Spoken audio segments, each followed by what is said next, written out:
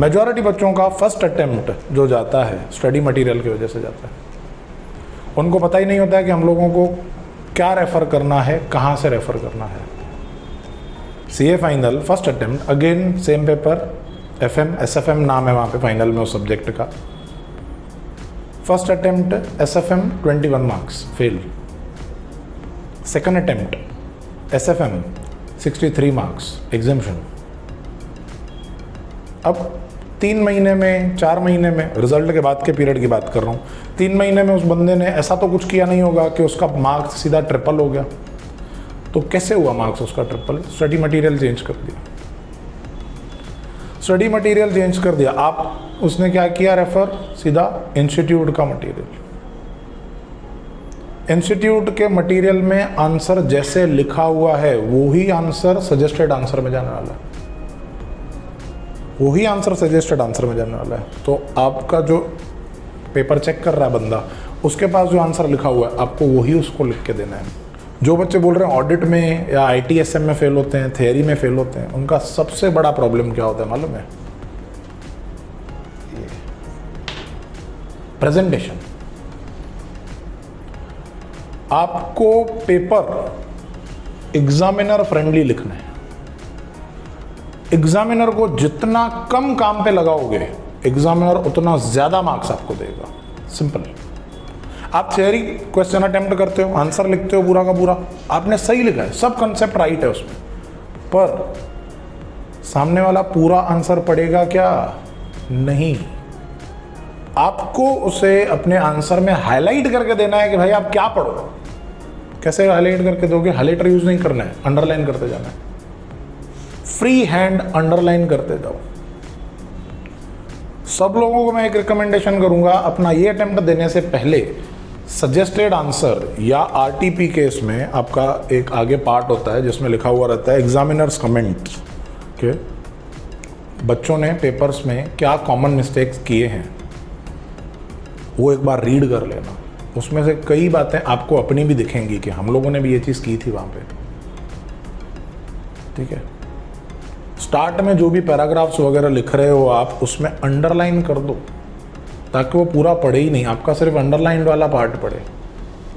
जो भी theory papers में आपके आंसर्स हैं उनको पॉइंट फॉर्म में लिखे जाओ, रेदर देन उसको पैराग्राफ में लिखने से पॉइंट फॉर्म्स में लिखते जाओ। उससे आपको एक लेंथ मिलेगा और पेपर आपका अच्छा दिखता है। यस, पेपर का अच्छा दिखना इज ऑल्सो इम्पॉर्टेंट। आपके हर एक पेपर पे, पेज पे ओवर राइटिंग होगा, कटिंग्स होंगे, नहीं चलेगा, नहीं चलेगा वो चीज़ से। आपका क्रूशल में क्रूशल एक जो चीज़ होती है पेपर में, प्रैक्टिकल्स की बात कर रहा हूँ, खास प्रैक्टिकल क्वेश्चंस की और MCQs की, वो होता है ये रीडिंग वर्सेस अंडरस्टैंडिंग। आप रीड करते हो क्वेश्चन, समझते नहीं हो। घर आते हैं वही क्वेश्चन में फिर इन डेप्थ पॉइंट्स दिखती है कि अरे यार ये भी चीज़ थी, अरे यार ये आइटम था, इसने ऐसा दिया हुआ है, उसने वैसा दिया हुआ है।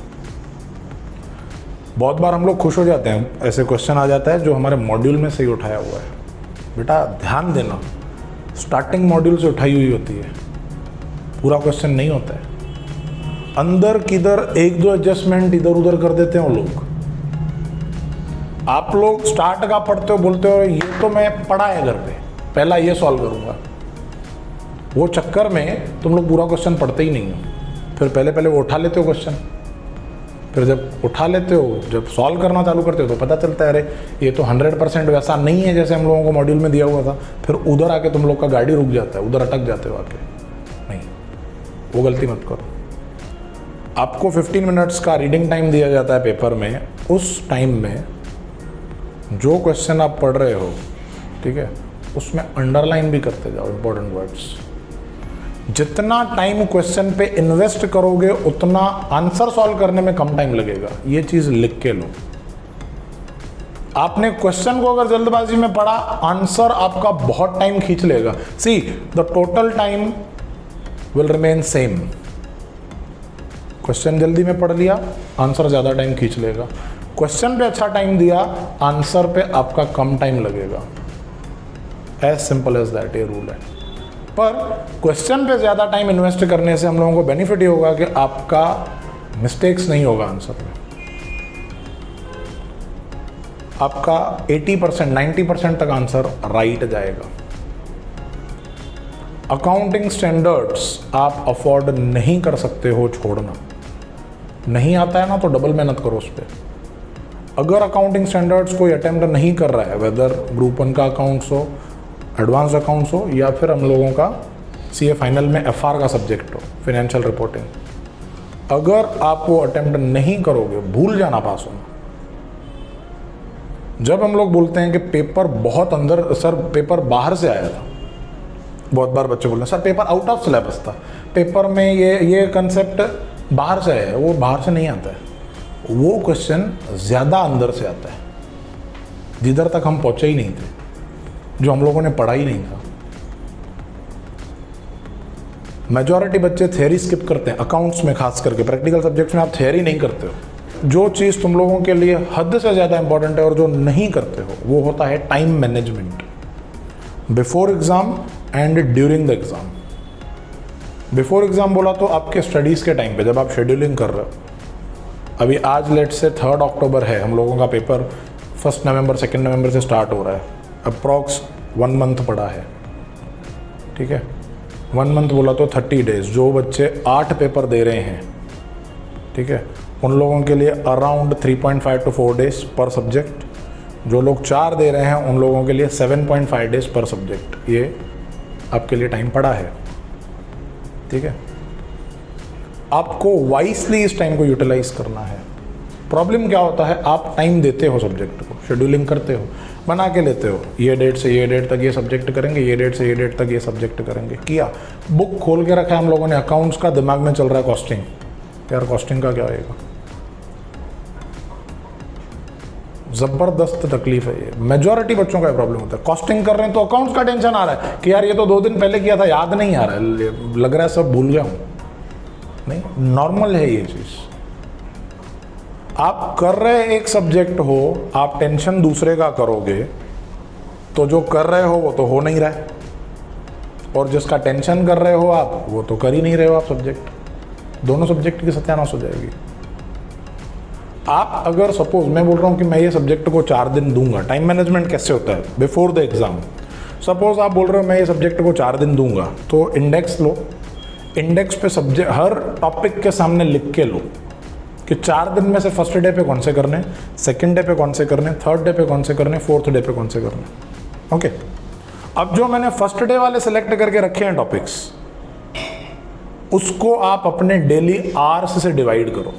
सपोज मेरा फर्स्ट डे पे 4 टॉपिक्स हैं और मुझे पता है कि मेरा डेली जो है मैं 12 आवर्स बैठता हूँ, तो एवरेज आपके पास हर टॉपिक के लिए 3 आवर्स है एवरेज।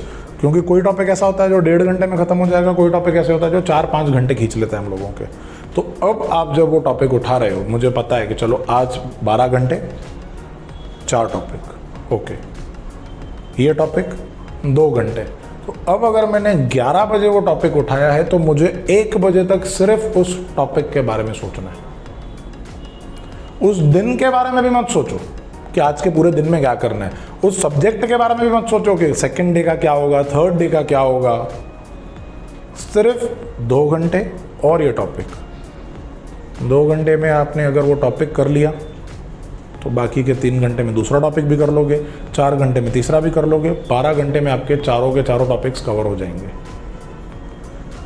आर्ली शेड्यूल अचीव करो, आपका डेली शेड्यूल अचीव हो जाएगा ऑटोमेटिकली।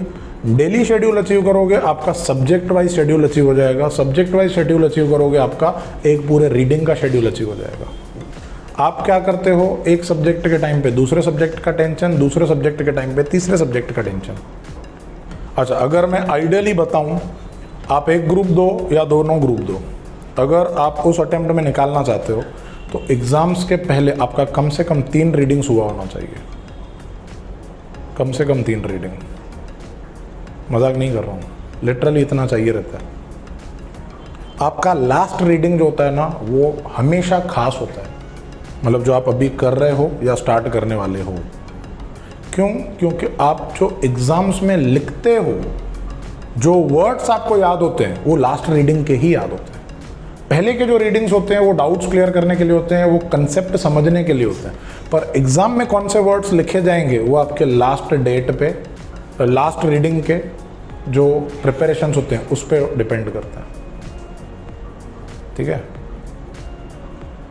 अब वो लास्ट रीडिंग मेरा कितना स्मूथ रहेगा वो डिपेंड करता है मेरे नोट्स कितने स्ट्रांग हैं। 100% पोर्शन कंप्लीशन के पीछे भागना निकाल दो दिमाग से।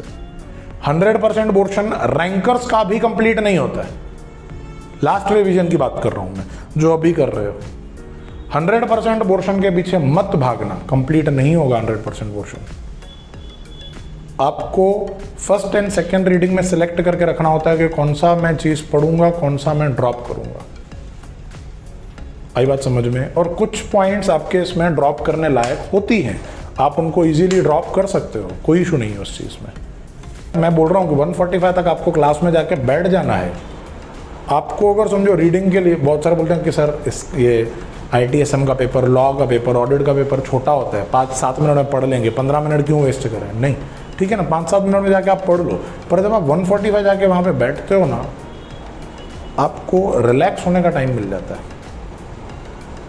मेजॉरिटी बच्चे पेपर में वही ब्लैंक होते हैं जो घर से पहले लेट निकलते हैं, सेंटर लेट पहुँचते हैं और उसके बाद पेपर घाई से क्वेश्चन पेपर लेके लिखना चालू कर देते हैं। ब्लैंक होने का चांसेस आपका सबसे ज़्यादा है।